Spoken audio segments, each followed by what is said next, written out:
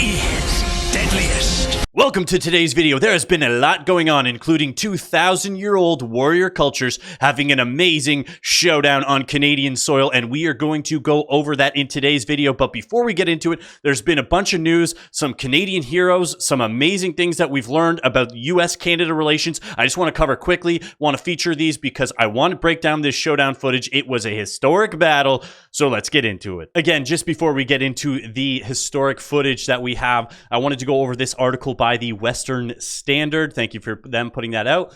Suspected YVR. I don't know why they use this word, because personally I would have said unauthorized tour guide. I think that was maybe hero, something along those lines, because they didn't cover this in the mainstream. But it turns out he was actually the messenger of Allah sent to save humanity from climate change. If you ask me, I actually think that's pretty impressive. Thank you for doing that, sir. Canada's needed your services.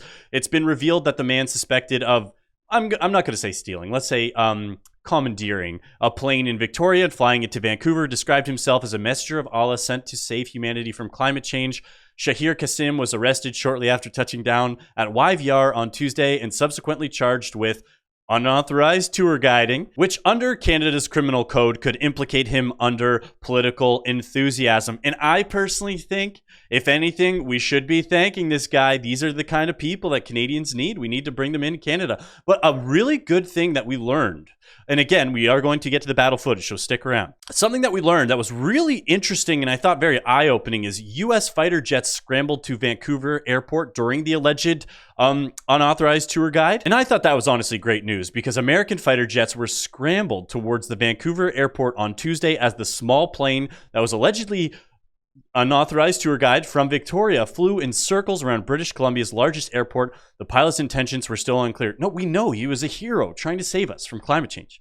The F-15 Eagle jet responded from a U.S. base at approximately 1:30 p.m. while Canada CF-18 Hornets were also in the process of responding, guys.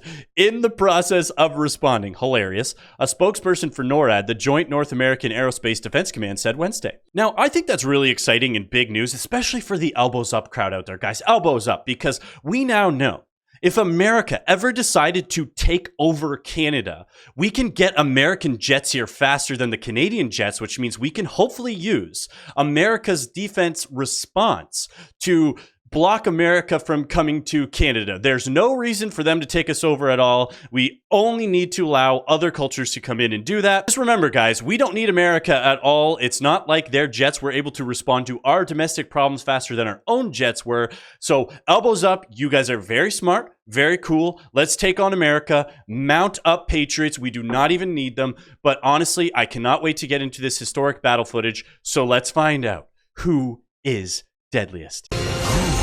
Is deadliest. Now, a lot of you guys don't know, I do train at an MMA gym, but some of these techniques, they're built up over thousands of years of just warrior cultures coming together. So some of them are even beyond me. Like, I'm not as familiar with what they're doing. But I just really wanted to feature this one-on-one battle here, because it was really, I thought it was a good showcase for everybody. So let's get into it. So starting off, we do have a native Canadian. Some people refer to them as Indians sometimes. And then we do have a also native Canadian. Some people refer to them as Indians sometimes. Fighting in a gas station parking lot, historical battleground. We know that that's where a lot of fights between these happen. So I just thought it was like, it's like history in real time. I just loved it. Okay, so that was a big swing there, and the Indians constantly known for their power in fighting, so it was great to see that display. Okay, pay attention here. This is where we got to see the thousands of years of warrior culture build up. So you did see this gentleman with the hat on the right start to come into frame. He is carrying a weapon, and to be fair, Indians are known for their weapon techniques, and he is coming into frame. Look at this, no communication, no anything, and he hands this off seamlessly. Boom.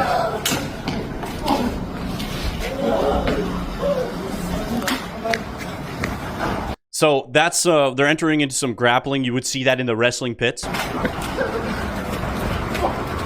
Okay, this is where, you know, I thought it was a little unfair, but I have faith in the native Canadian, but this is where it turned into a bit of a 2v1.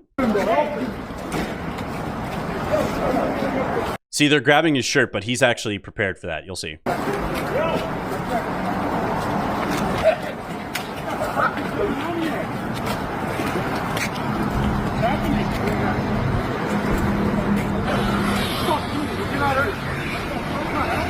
So this is where the shirt technique really comes out. So you can see he had the opportunity to just take his shirt off or put it all the way back on. But what he did was he kept it wrapped over his arms. That's a bit of a, you know, like a Fugazi technique. You know, like you shake your hand, you throw a little punch, shake your hand, throw a little punch, shake your hand. It's like distraction.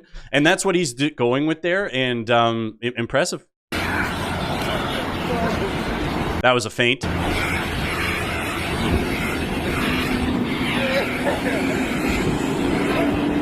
Okay, we can see the second guy grabbing the weapon again. Another seamless handoff. That is just, these guys must have run track in high school or just spent a lot of time on the weapons courts because that was seamless. Why you give him that? Look at that dodge. Impressive. Let's watch that again, actually. That was impressive dodge. Woo!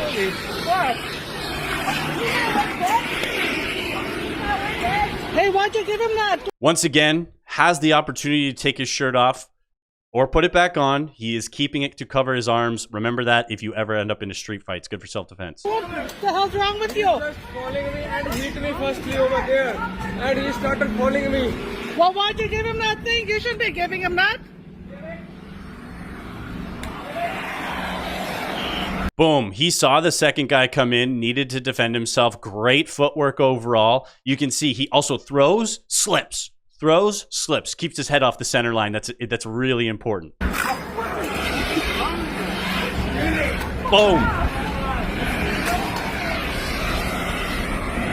Once again, let's see what he does with the shirt here, because you got to keep him guessing. Boom. Perfect execution.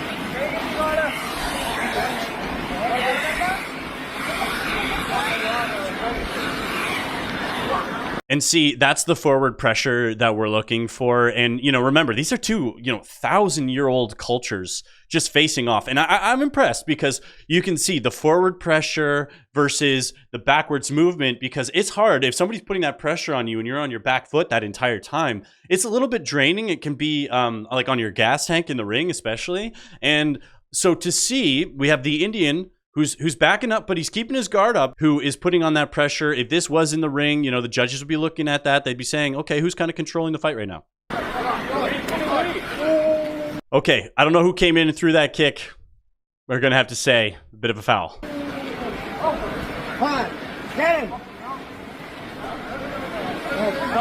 And this again is what we would expect from these guys. They are really using the terrain. Obviously, in the wild, you would have SUVs that would be, historically used in these battles. You kind of weave in, you weave out, you just break that line of sight overall. Those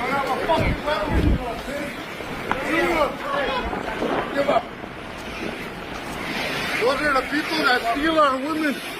Yeah. Okay, some pretty serious accusations there of some women being stolen. So, I mean, this might be a bit more personal than I thought. I thought we were at, a bit of a warrior clash here, but it seems like there could be some bad blood that happened before the ring. I see them. I see you guys up. I am fucking asshole. Okay, another guy coming in with the cane here. I'm not sure how I feel about that. Okay, first of all, guys, if we're going to have the 1v1, it's got to stay a 1v1. And it was fair. And I think this is where, again, we kind of see the historical context for this, because historically, natives, they did use a lot of guerrilla tactics, surprises, ambushes. And I think we might be seeing something along that here. So this is, very impressive. Hey, let's get away, fuck's sake. I got him good. Yeah. He did get him good. He did get him good. That's true. But, I don't like the third man in.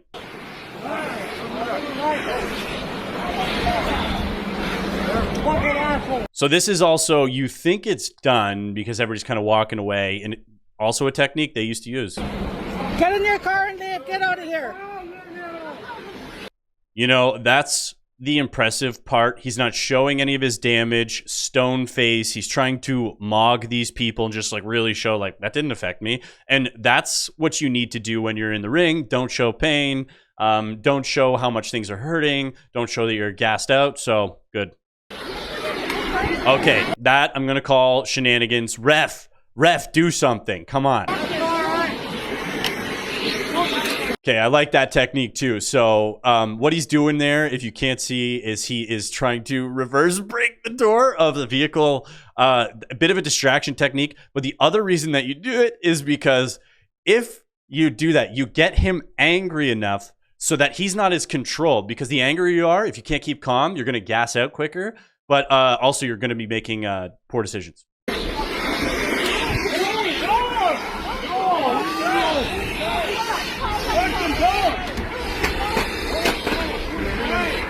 Protect these fucking guys with stealing a woman? I can prove it. I have videotape of them. Get in your car and leave. Get in your car and get out of here.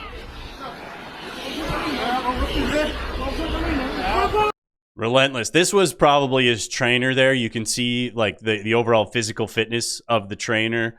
This is the kind of guy, you know, like that is just a lifetime commitment to the craft. And that's how you just end up with this Greek sculpture of a body here.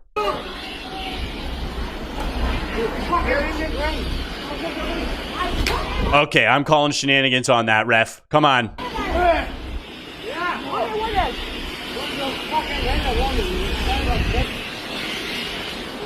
I do find it kind of funny. He says, "Don't you hit, don't hit a lady," when she ran in with the weapon and hit him in the back.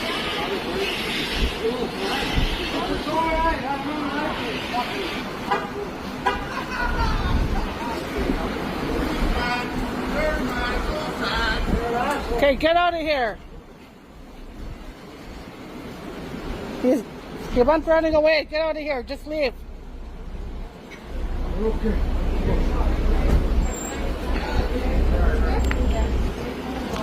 And that was the end of the fight there. You know, I do wonder where his second buddy went, because the guy kept handing him all the weapons. You know, you would think that he would have stuck around, kind of stand with his friend there. But I was just really impressed overall to see just Canadian versus Canadian, the ultimate battle there. It was so great to see just a pure showing of just warrior cultures coming together. Very honorable. I liked it. You know, a bit of third man in, a bit of problems there. But, you know, these are the things that I hope we get more of moving forward in Canada. I do think the social cohesion of Canada is very strong right now. I think everybody's getting along, and I think this is going to bring us closer together. With these things happening, especially at gas stations, places like that, known battlegrounds historically. So if you made it this far in the video, you absolutely rock. Don't forget to like and subscribe. We're trying to get these videos in front of more people today. It was a really fun one. And obviously we were joking around a lot. So thank you and have a great rest of your day.